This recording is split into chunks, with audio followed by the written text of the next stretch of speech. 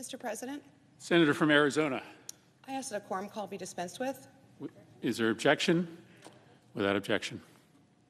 Mr. President, I ask unanimous consent that the Senate proceed to legislative session and be in a period of morning business with senators permitted to speak therein for up to 10 minutes each.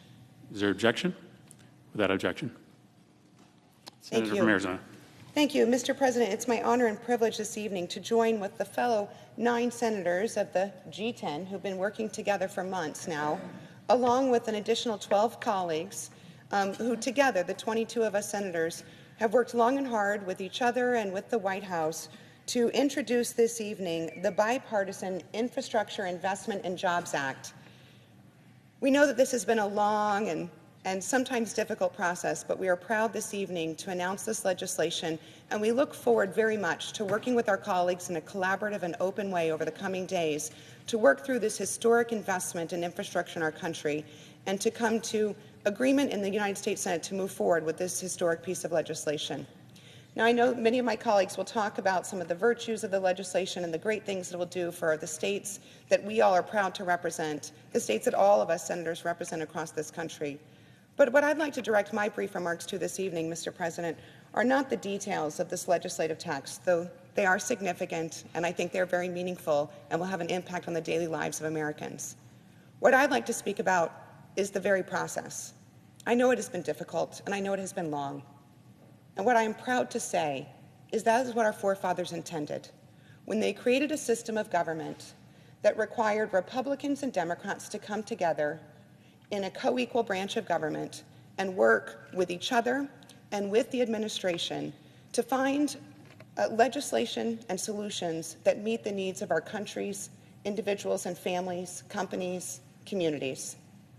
It is difficult, it is time-consuming, and it is exactly what our country insisted and demands of us every single day, to take the time to work with each other, to find common ground, to compromise, and to be willing to work with each other, to give a little, to get a little, in order to achieve what's right and what's best for the American people. I think the process we're embarking on this evening, as we soon will join together with our colleagues of both political parties representing every state across the country, is an important one. And it sends a message to the individuals across this country, and indeed to individuals across this world, that the United States government can work. It is difficult, it is time-consuming, it can be hard. But this very process of finding bipartisan compromise and working together to overcome obstacles, to achieve the objectives that the American people are depending upon us to do, is the very heart and the very core of why each of us serve in this government. And I, for one, in addition to being tired, I, for one, am incredibly proud of this process. It is why I ran for office, and I believe it is why we've all run for office, to work together, to overcome differences, to find solutions, and to make a difference in the lives of the American people. As we will see in the coming days, as we hear from our colleagues on both sides of the aisle, offering amendments and adjustments to this legislation, and ultimately, I believe, passing this legislation out of the Senate with a strong bipartisan record, we will continue to once again demonstrate to our country and to the world that we can indeed do our jobs, that we can legislate, that we can work together, and that we can put aside our own political differences for the greater good of our country. Thank you, Mr. President. President. Senator from Ohio. Mr. President, I concur with the comments of my colleague from Arizona. She put it well. This is a really important bill because it takes our aging and outdated infrastructure in this country and modernizes it. And that's good for everybody. It's good for the truck driver who can leave home knowing he's going to be safer on our roads and our bridges. It's good for the mom who commutes to work and is sick of waiting in rush hour traffic on the way to work and on the way back because she'd rather spend more time with her kids. It's good for the factory worker in Ohio who makes things that need to be transported. We make tanks in Ohio. We make cars in Ohio. We make washing machines. They go all over the world. Our ports, our land ports, and our seaports are inefficient and backed up. It's good for our consumers who are waiting for products from all over the world because our ports are backed up. Our infrastructure is way behind, and we'll talk a lot more about that over the next couple of days with some very specific data as to how we have fallen behind how we're not competitive anymore, how China has surpassed us in terms of infrastructure as a percent of their economy. They spend about 4 times more than we do. Why? Because they get it. This helps make the economy more efficient, more productive, and therefore it actually returns an investment to the American people. We're also going to hear about how it's not going to increase inflation like some of the other spending that's being talked about around here, partly because it's long-term spending for capital assets. It's spending that's going to add to the supply side, meaning it's actually going to be counterinflationary and create more jobs. We'll hear all about that. But one thing that I do want to make sure that we hear about tonight is the fact that this process of starting from the center out has worked. People have talked about infrastructure in this city forever. President Trump had a $1.5 trillion infrastructure package. Ours is $550 billion, by the way. 5% of his was paid for. Ours is paid for. We made a commitment early on. We were going to do 2 things. One, we were going to focus on core infrastructure. So when President Biden introduced a $2.65 trillion bill, we said, and called it infrastructure, we said, well, there's some good stuff in there, but let's pull out the good stuff, the core infrastructure, because a lot of it had nothing to do with infrastructure. And second, we said, you know what, we're not going to do it by raising taxes. We're not going to hurt the American worker more and make America less competitive in this. We're going to do just the opposite. We kept to those 2 principles, and I'm so proud of that tonight we can say the amendment, the substitute amendment, is going to be offered, and it's going to keep to that commitment. $555 billion, no new taxes, core infrastructure only, and it's great for the American people. I want to thank a few people who got us here, who are going to be able, over the next few days, to tell us in great detail the role they played, because it was significant on every one of their parts. First, of course, Senator Sinema. She's been the one that's kept us on track, and that's been very important. But also to my colleagues who are here tonight on the floor, Senator Susan Collins, Senator Lisa Murkowski, Senator Mitt Romney, Senator Bill Cassidy, my Republican colleagues who we've worked with over the last 4 months, and each have made huge contributions to this. I want to thank the White House for their work with us, because they said early on, okay, we want to do this too, in a bipartisan way. We said, okay, if you're serious, we do too. And sure enough, we negotiated. It was tough. We had a lot of differences, but we were able to get to this point tonight. Just as important is the group on the other side of the aisle who made this work. And I see my colleague, Senator Manchin, here. I see Senator Warner here, who looks like he really wants to speak. I see Senator Shaheen here, who's about to speak. And I see Senator Tester wandering around here somewhere. These are the folks on the other side of the so-called G10 who made it happen. And then a much bigger group. So to my colleagues who also helped in the 22 working groups we had putting this together and did such a great job, Richard Burr, Lindsey Graham, Mike Rounds, Tom Tillis, Jerry Moran, Chris Coons, Maggie Hassan, John Hickenlooper, Mark Kelly, Angus King, Jackie Rosen, 11 Democrats, 11 Republicans. And then to my friends who took us over the top the other night on the first vote we had on this. I appreciate them, because they weren't involved as much on the details, but they know this is the right thing for the country, and many of them did help to get us where we are. Kevin Cramer, Mike Crapo, Mitch McConnell, Roy Blunt, Chuck Grassley, John Hoeven, Jim Risch. Folks, we wouldn't be here without every one of them, and we thank all of the folks who have put so much time and effort into this, and mostly, we got to thank our staff, because none of us would be here standing tonight doing this if we didn't have staff who've been working their heart out, staying here till midnight, ensuring that every single thing in this bill has been looked over carefully to make sure that we got it right. And we're getting it right tonight for the American people, for our economy, and for the future of our great country. Mr. President, I yield to my colleague from Virginia. Mr. President. Senator from Virginia. Mr. President, I also want to, first of all, thank all of my colleagues on both sides of the aisle. Senator Sinema and Senator Portman taking the lead. I want to thank them both, and my other colleagues, also Senator Portman, for taking at least 40 seconds of my time by enumerating all our colleagues who were part of this effort. I also want to thank the staff and acknowledge, as he did, the incredibly important role the White House played. At some point in this process, the White House realized that they couldn't just support this initiative, but they actually had to own it. And they were intimately involved in all the details, and something that I know they'll share with all my Democratic colleagues. Also want to thank the Majority Leader. He has given us the time we need to get here, to get a close to 3,000 page bill to this floor, this comprehensive. I know it's taken a little more time than maybe all of us thought. But the fact is, we've been talking about this for 30 years.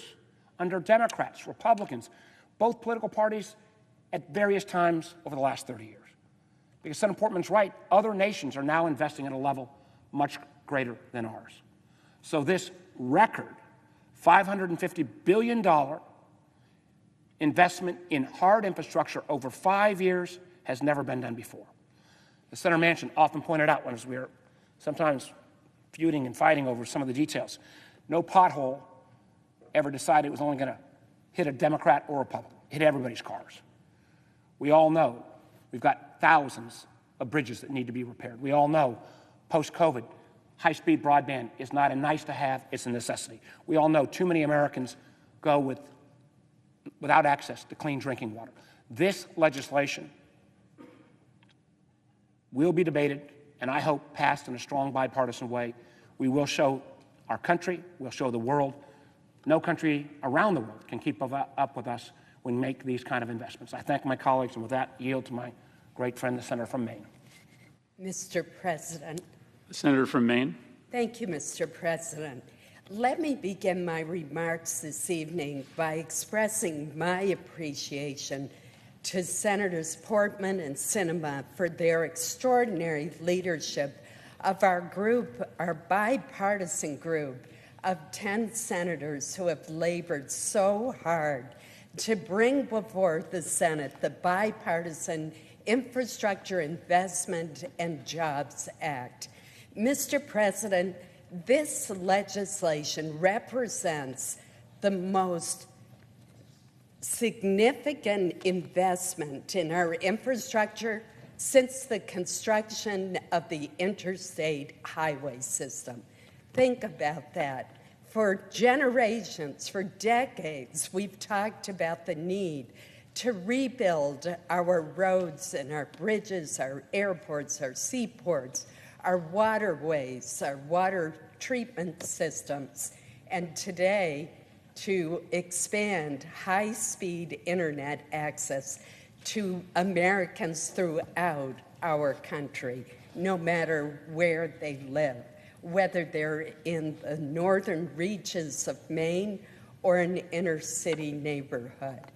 And, Mr. President, that is exactly what this legislation would do. I want to just quickly give an example from my own state of Maine.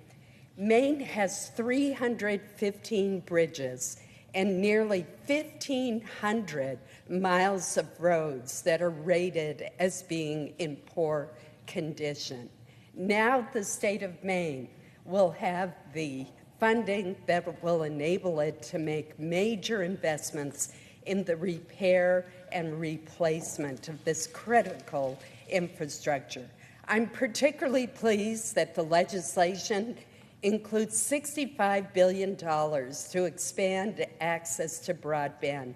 And I want to thank my colleague, Senator Jeanne Shaheen, who worked so closely with me. We were partners in this endeavor.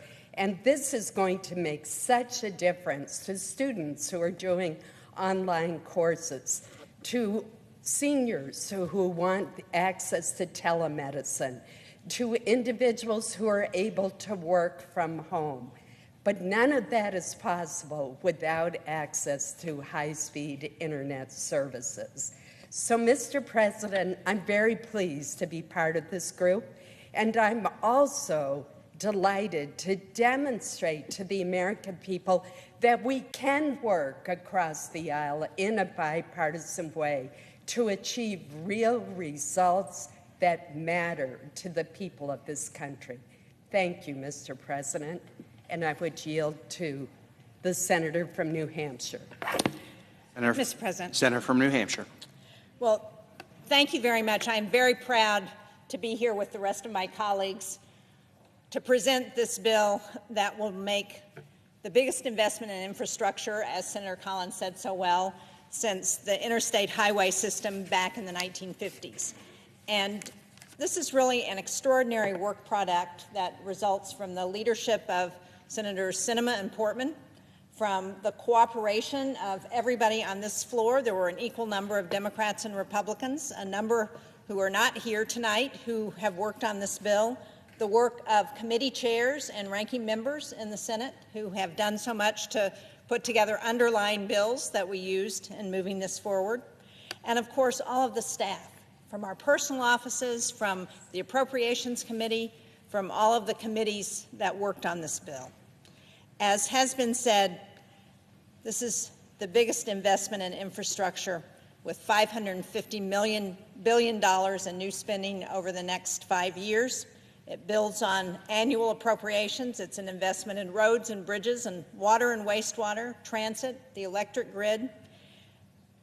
We've got to do this because right now we're investing less than our competitors, less than China, less than India, less than Europe, less than we were spending in the United States in the 1960s. And if we are going to stay competitive, if we are going to provide opportunities for the people in this country, we have got to make these investments. As my partner in broadband said, if kids are going to have an equal opportunity for the future, then they need to have access to high-speed internet. More important, I think, is the point that all of my colleagues so far have made, and that is that this bill shows that Republicans and Democrats can work together to address the needs of this country, that our government is not broken. We can make it work if everybody works together. So I know we have a lot of work ahead of us to get this bill through the floor of the Senate and then through the House and get the help out to the American people. But I know that in this chamber, we are committed to getting that done and to making sure that we make these investments to move the country forward. So thank you, Mr. President. I yield to my colleague from Alaska, Senator Murkowski. The senator from Alaska. Thank you, Mr. President. It is indeed a pleasure to be on the floor, even though it's a little bit late on a Sunday evening, but to be here with colleagues that we've spent probably more time with one another than we have with our families, our spouses, our roommates, or what have you. But we have been working to build a product not only that we are proud to stand behind, but a product that I believe the American public will be proud of the work that we have put into this. Work that not just this group, but again, the broader group of 22, and also we recognize the very solid work that come from our committees.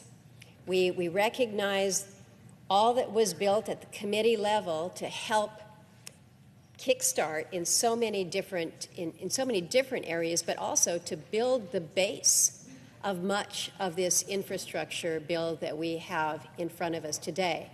My friend and colleague from West Virginia, Senator Manchin, the chairman of the Energy and Natural Resources Committee, when we started to sit down and focus on what we were going to do with infrastructure, the necessity for a power piece was important. It was critical to what we were building. And so the committee went to work, put together, I think, a good product that moved out of the committee on a bipartisan basis, and that served as really the base for the title that is part of this measure, building on the Energy Act that we moved out of this body last year. So the work that has gone into it has been a collaborative process throughout the way, very much an iterative process, as I might add as well. But I think we recognize that the good, solid work that has been put into this to date is just really the beginning of bringing in more of the efforts and input from our colleagues from this body, from around the country. You know, when you think about infrastructure connects us. Infrastructure brings us together. And so whether you are from a rural state like mine or from an urban state like the occupant of the chair, when we are able to move safely and efficiently, when we are able to communicate affordably and quickly and efficiently, when we are able to ensure that our systems are all working together, this is what makes us the strong, competitive nation that we are. So, extraordinary policy in this product, but the process that has gotten us here this evening is one that, while hard and arduous, as a senator from Arizona has noted, this is what we come here to do. We've come here to do the hard work, to do the necessary work. And tonight, we are at that place where we can begin to take up the infrastructure product that we've been working on for months now, and what the country is waiting for and deserves. With that, I turn to my friend and colleague from West Virginia. Thank you, Senator. Mr. President. Senator from West Virginia. Mr. President, I want to thank my colleagues. This has been the most enjoyable venture for the last 6 to 8 weeks. And so many people have given up on the Senate. They've given up on Congress. They've given up on our ability to be able to do the big things. This is big. This is a big deal. And I don't care who's looking at it any way they can. It's been said that nothing like this has been done in 30 years. It hasn't. We've all talked about it. We all knew it. Senator Warner said that basically potholes and bridges don't have names. They don't have Republican and Democrat identification. They'll hurt us all, and it has. It's something that every administration for the past 4 to 5 administrations knew had to be done, and they didn't, because this is hard. It's not easy. They call us a deliberate body. This is truly what deliberation is about, to come to an agreement, and it takes an awful lot of time, a lot of patience, a lot of effort. We did that. And when you think about having Majority Leader Chuck Schumer and the leader of the Republican Party, Mitch McConnell, vote for this piece of legislation, that says a lot about it, that it is needed. The American people are speaking loud and clear. The polls are overwhelming. Whether it's Democrat, Republican, Independent, could care less. They want their infrastructure repaired. Let's rebuild America. We talk about it a lot. And when you think about this, this is the largest long-term jobs program that we've done, that we've ever done for an awful long time. They talk about basically the economy is soaring now, and they figure, well, it's going to taper off and maybe even go down. This will prevent that from happening. These are great jobs in every city, in every part of the county, and every state in America. Great jobs are going to be available for people who want good-paying, high-skilled jobs with benefits. This is the bill that'll do it for them. And this will keep us going from 5 to 10 years, not just 1 year. It's not just a one blip on the radar screen and we're done. This is for 5 to 10 years, and we can continue to build on it. There's only a few things that bring us together as Americans, that bring us together as Congress, that we all gather around. One is the military. I've never seen a military piece of legislation, or NDAA, that we'd all didn't rally around and pass, whether Democrat or Republican. We knew it had to be done for the sake of our country. And infrastructure is the second. I've never seen anything so popular as infrastructure. People say, oh, Joe, we need it done. And these are people that might be hardcore left or hardcore right. They could care less. They want their infrastructure. They want their roads. They want their children safe on the buses. They want to be able to travel and communicate. They want internet service if you live in Maine, or if you live in rural Alaska and you live in rural West Virginia or New Hampshire or Virginia or Louisiana or Utah, and also in Ohio. Wherever you may be, they want it. They want to be able to communicate and compete for the jobs of the 21st century. This is the largest investment in clean drinking water and wastewater infrastructure in American history, the largest. It's the largest dedicated bridge investment since the construction of the interstate highway system. It's the largest investment in clean energy transmission and infrastructure in the history of our country. It's the largest federal investment in passenger rail since the creation of Amtrak. Think about that. Think what I just said. It's the largest we've ever done. This is something, I always said, the best politics is good government. You do something good, we can all take credit for it. I've seen people take credit for things they voted against when it was so good. This is one they can. They can say, it's going to be great. Go home. You'll enjoy it. I can't tell you also what the deliberate body that we are, and the greatest deliberate body in the world. By deliberation, it brings us together. We know each other. We know each other's families. We care about each other. We don't look at each other as Democrat or Republicans. These are my friends, my individual friends that I think that basically would have my back at any time of the day, and I'd have theirs.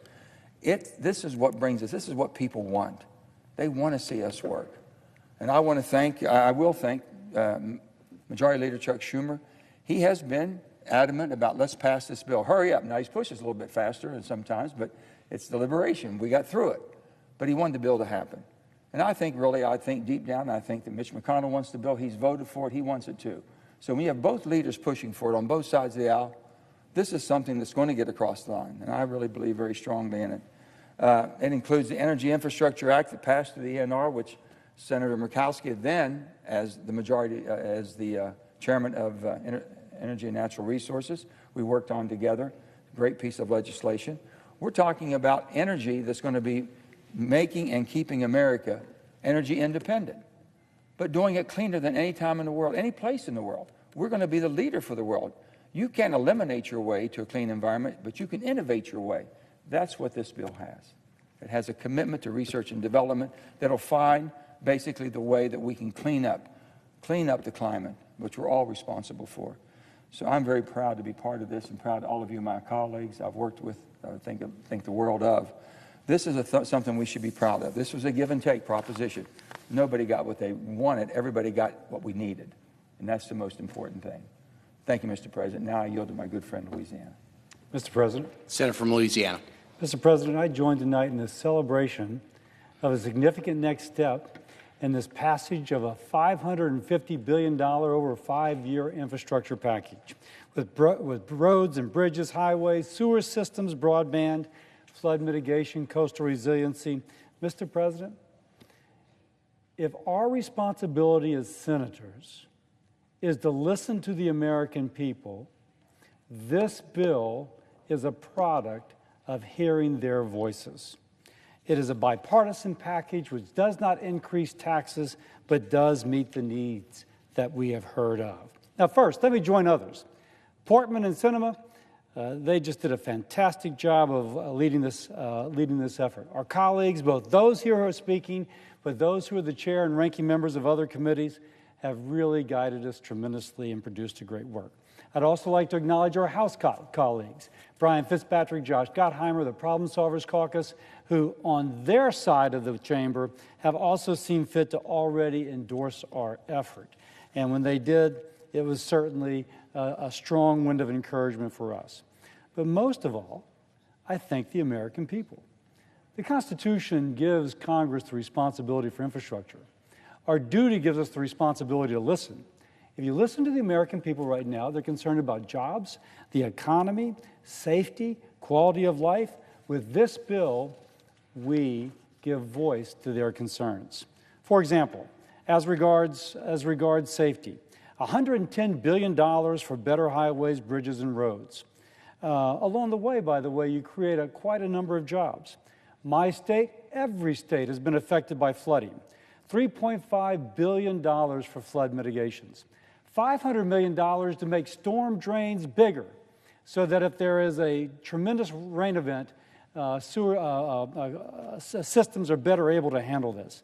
Money for sewer systems, money for broadband. Many places in my state do not have high-speed internet. This addresses it in my state and every other. Quality of life.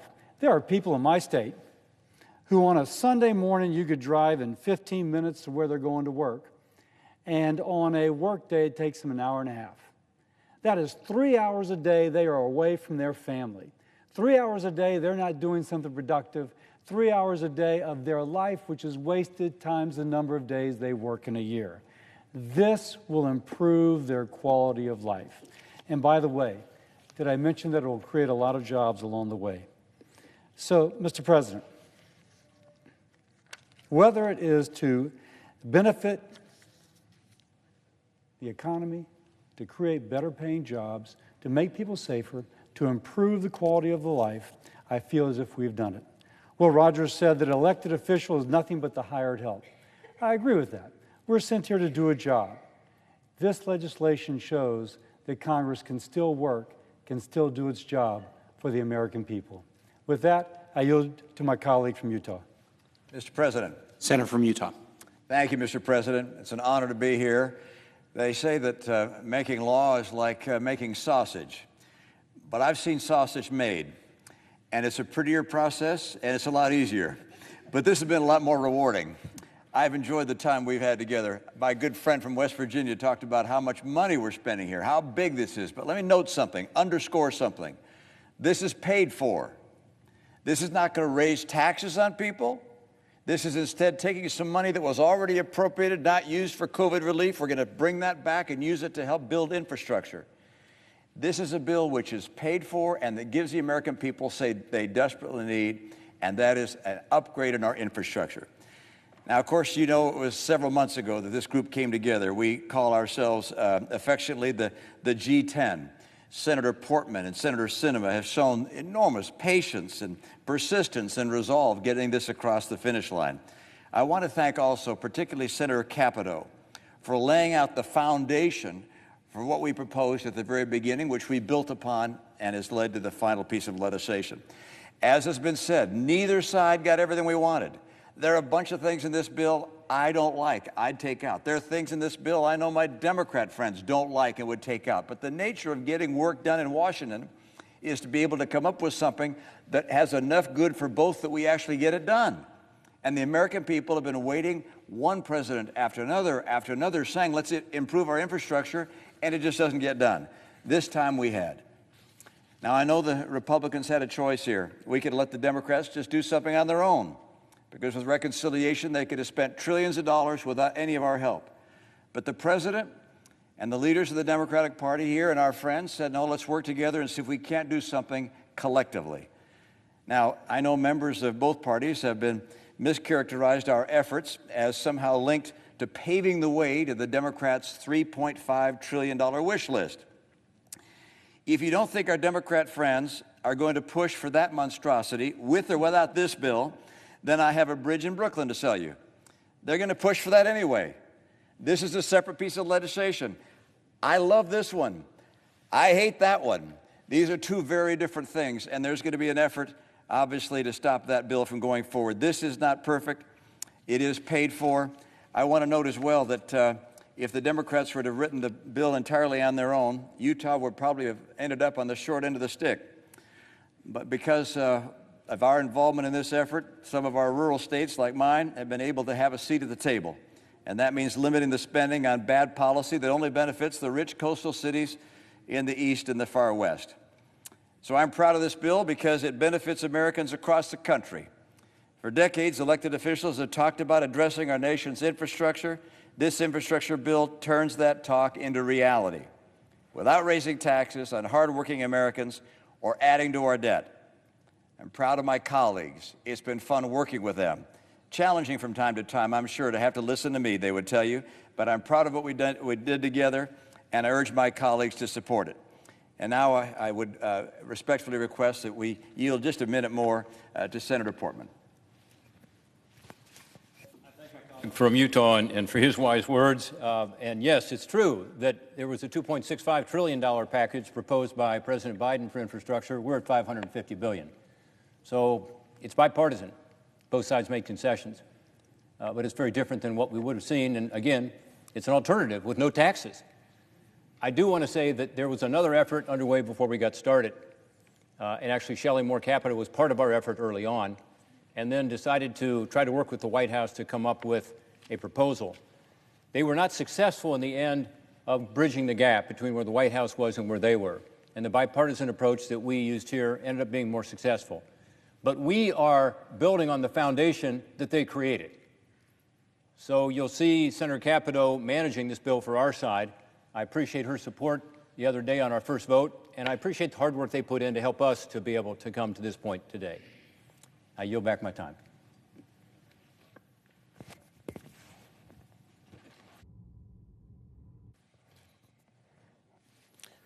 Mr. President. Majority Leader. Well, I thank my colleagues for their fine speeches and I very much appreciate them. Now, the bipartisan group of senators has finished writing the text of the infrastructure bill.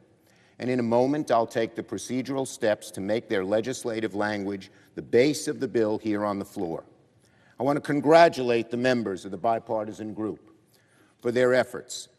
We haven't done a large bipartisan bill of this nature in a long time. I want to especially thank the staffs who burned the midnight oil many a night for their diligence, their hard work, their intelligence, and their skill. Thank you, staff, listening, and a few in the room here tonight. These days, it isn't easy to do major bills in the Senate, especially bipartisan ones.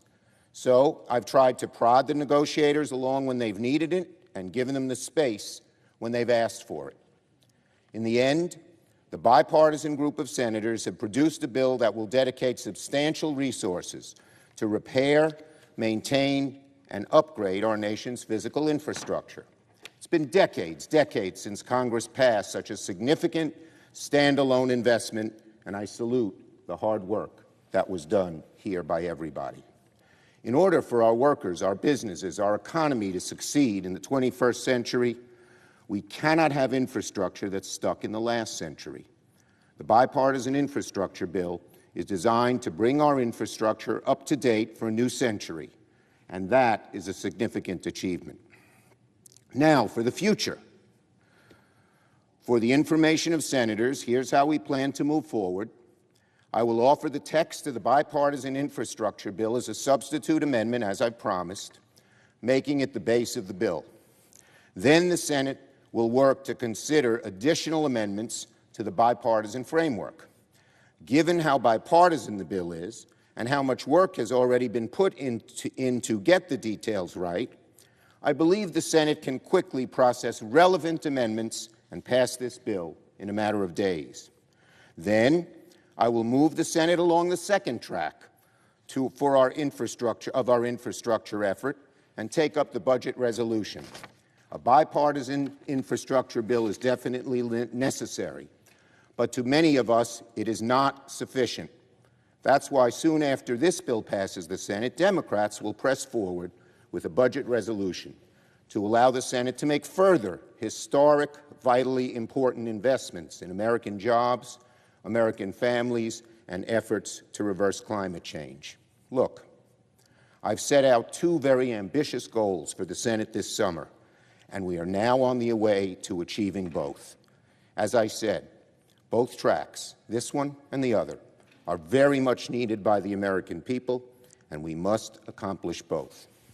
Now, after many days of waiting and a lot of hard work and a lot of compromise, I ask that the clerk report the pending business. The clerk will report. Calendar number 100, H.R. 3684, an act to authorize funds for federal aid highways, highway safety programs, and transit programs, and for other purposes. I call up the Sinema-Portman Substitute Amendment 2137. Clerk, report the amendment. The senator from New York, Mr. Schumer, for Ms. Sinema and others, proposes an amendment number 2137. Don't get any ideas. Strike all after the enacting clause and insert the following. I ask to dispense with the further reading of the amendment so we may get forward to other amendments. Is there an objection? Without objection, so ordered. A little more.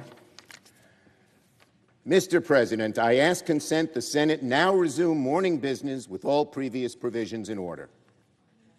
Is there objection? Without objection, so ordered. Thank you. Mr. President.